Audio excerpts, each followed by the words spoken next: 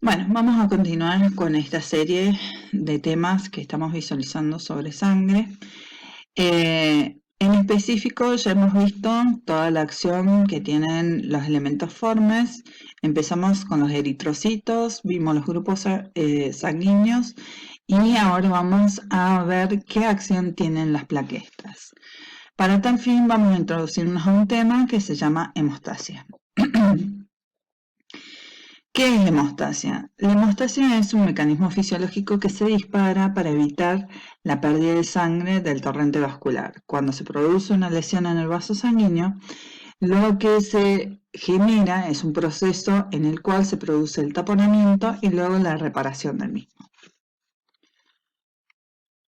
Las fases de las cuales nos vamos a guiar para ver cómo es que se produce este taponamiento y reparación son específicamente 4. Está la fase vascular, en la cual se produce una vasoconstricción refleja, la fase plaquetar, en la cual se produce la adhesión y agregación plaquetar, dos fases que vamos a explorar más profundamente.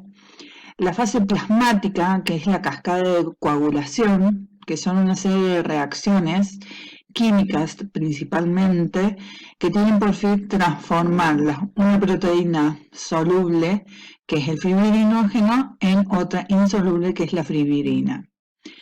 Ese proceso también lo vamos a explorar con profundidad en este tema. Y después vamos a la fase final, que es la fibrinólisis. Este proceso, en estado fisiológico como patológico, produce la destrucción del fibrinógeno y de los coágulos de fibrina. La hemostasia, entonces, tiene de esas fases que hemos visto una agrupación.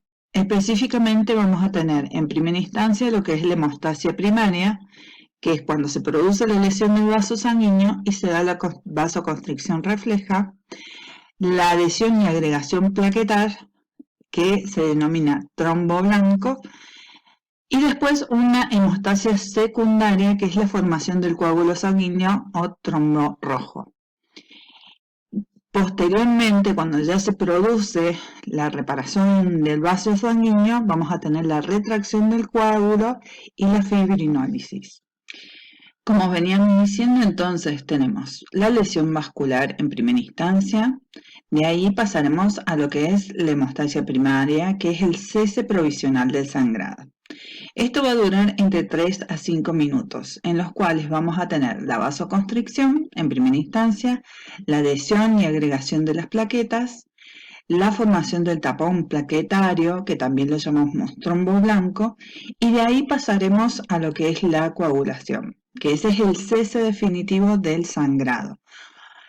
Ahí, en ese proceso de coagulación, se produce la polimerización de la fibrina y la formación del coágulo. Este proceso dura entre 5 a 10 minutos. Posteriormente, cuando se produce ya específicamente la reparación de la lesión vascular, entre las 48 y 72 horas tenemos lo que es la disolución del coágulo, la reparación tisular y la función hemostática normal. Pasaremos entonces a lo que es la hemostasia primaria, a explicarla un poquito más profundamente. En este cuadro podemos ver cómo se genera en primera instancia la adhesión plaquetaria. Después se produce una reacción de liberación de plaquetas y posteriormente la formación del tapón plaquetario. Con el video que a continuación vamos a ver, vamos a desarrollar puntualmente todo este proceso. La hemostasia entonces se inicia específicamente cuando las plaquetas se contactan y se adhieren a la zona lesionada, como también se activan las fibras colágenas del tejido conectivo subyacente. ¿Qué es lo que hacen entonces? Se contactan con las plaquetas y se produce lo que se llama la adhesión plaquetaria. Se activan entonces sus características y cambian y emiten proyecciones donde comienzan a emitir contenido de sus vesículas. Esa fase se llama fase de liberación plaquetaria.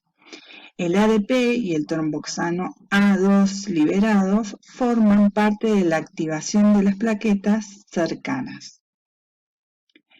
Entonces, de esta forma, todas comienzan a agruparse. La serotonina y el tromboxano A2 funcionan como vasoconstrictores. Estos elementos, entonces, provocan que el tejido muscular liso provoque la contracción del vaso sanguíneo para que no se elimine sangre hacia el exterior. El ADP hace que otras plaquetas se vuelvan más adherentes. Eso se llama proceso de agregación plaquetaria o tapón plaquetario.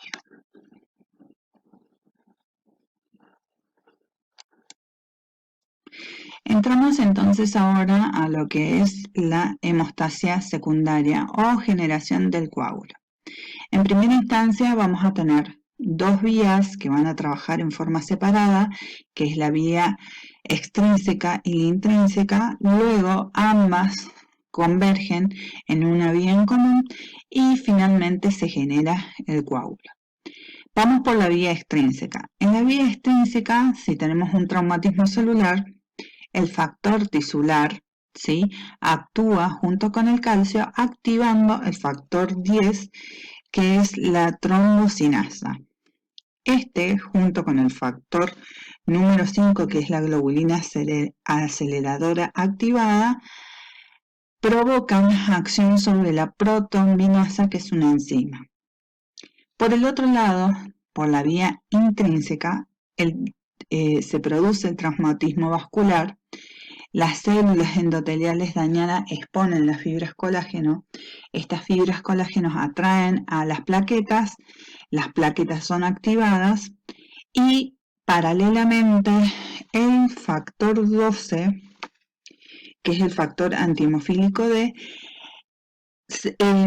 provoca una cascada de reacciones que finalmente, junto con las plaquetas activadas y los fosfolípidos, actúan sobre el factor 10 y lo activan, realizando junto con el factor 5 la misma acción que hizo la vía extrínseca. ¿Qué hace esta enzima, que es la protonvinasa? Actúa sobre la protonvina y la degrada en trombina. Una vez degradada, junto con el calcio, actúan sobre el fibrinógeno y forman las hebras finas laxas de fibrina. Luego, el factor 13, que es el factor estabilizador de la fibrina, que crea hebras de fibrina consolidadas y de esa forma se forma el coágulo.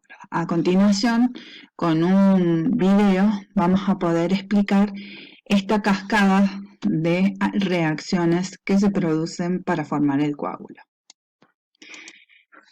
Habíamos entonces empezado el proceso de hemostasia con la adhesión y agregación plaquetaria. En este proceso se formaba entonces el trombo blanco. Ahora vamos a ver cómo es que se va a dar la cascada de coagulación. Específicamente, entonces, comenzamos con la vía extrínseca. La vía extrínseca comienza cuando el factor tisular junto con el factor 7 activado activan, ¿sí?, al factor 10. De esa forma se sella la vía extrínseca. Por otro lado, el factor 12 activado activa al 11, al 9, y junto con el 8 activado van a proceder a la activación del factor 10. Ahí se concreta entonces la activación por ambas vías del factor 10. El factor 10 activado junto con el 5 toman a la protonvina y a través de la protonvinasa la constituyen en trombina. Este conjunto de trombinas ya producidas se largan al torrente sanguíneo y buscan específicamente a la fibrina para generarla, o sea, partiendo del fibrinógeno. Esto es ayudado por el factor 13, que es el factor estabilizador de la fibrina. De esa forma se genera el trombo rojo. Todo esto gracias a la activación del factor 10. Luego del proceso de coagulación tenemos el último proceso que se realiza en la hemostasia, que es la fibrinólisis. La fibrinólisis produce la disolución del coágulo, por lo cual ya el tránsito es normal de la sangre y el tejido está reparado. En el proceso de coagulación existen inhibidores de la fibrinólisis. Estos tienen que existir sí o sí para producir el coágulo. Pero si hay un exceso de ellos, vamos a tener la generación de trombos. En la fibrinólisis tiene que existir inhibidores de la coagulación, o sea, aquellos que no me provoquen o generen el coágulo. Si hay un exceso de esto, puede producirse una hemorragia, por lo cual permanentemente para que exista un equilibrio o homeostasis, tiene que existir una regulación entre los inhibidores de la fibrinólisis y los inhibidores de la coagulación.